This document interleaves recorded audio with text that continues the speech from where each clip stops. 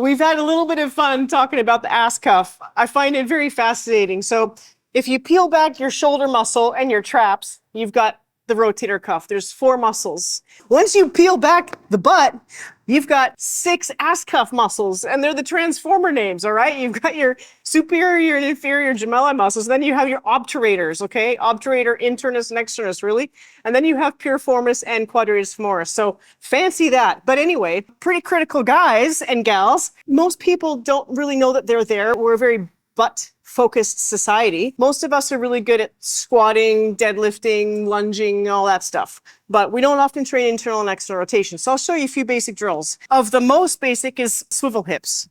It's just internal and external rotation of the hips.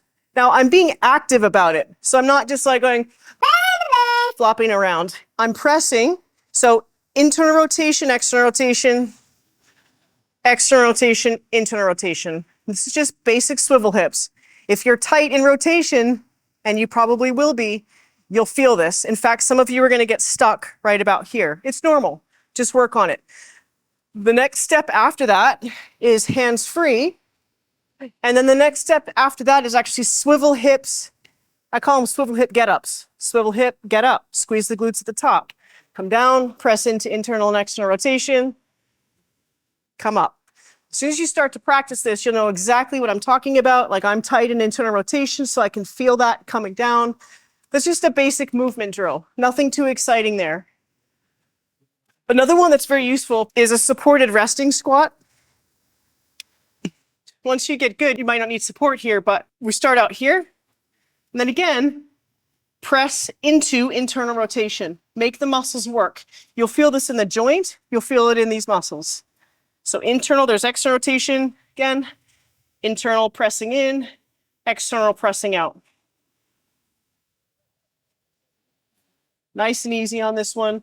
Of course, there's lots of benefits to the resting squat, but you get the idea. No magic number of sets and reps here. Just get the job done. The other one that I kind of like, it's a variation of the split squat where you put the back foot, back hip actually, specifically into internal rotation. So to do that, you take the back foot, I twist it into internal rotation and also make the hip go with it. So it's not like you can turn the foot and somehow the hip doesn't go that way, but put your mind right in here and really work from the back, work from here. You're going to feel it right away. It's a very different sensation. Now you can also do the same thing with the front leg, a little bit of internal rotation. And from there, you can go static holds and just make the hips be there. So I'm focusing here and here, but you can also add the lunge into it. Don't allow yourself to come out of internal rotation. See how I'm not opening up. I'm staying there. Nice slow speed. You'll get a lot of cool relief in your back and hips just from doing a couple of these. So again, I'm internally rotated through the back hip as well as the front. Get your balance first and then just slow speed. You don't have to go knee over toe. You can if you want. That's not the focus of the drill. The focus of the drill is the hip. Come up and walk around. And I'd be very surprised if you didn't feel a shift in how your hips kind of move and the tension there. And that will always, always translate up into a little bit of a less tight feeling lumbar spine. The hips and the spine are very connected. More on that later. Hope that helps.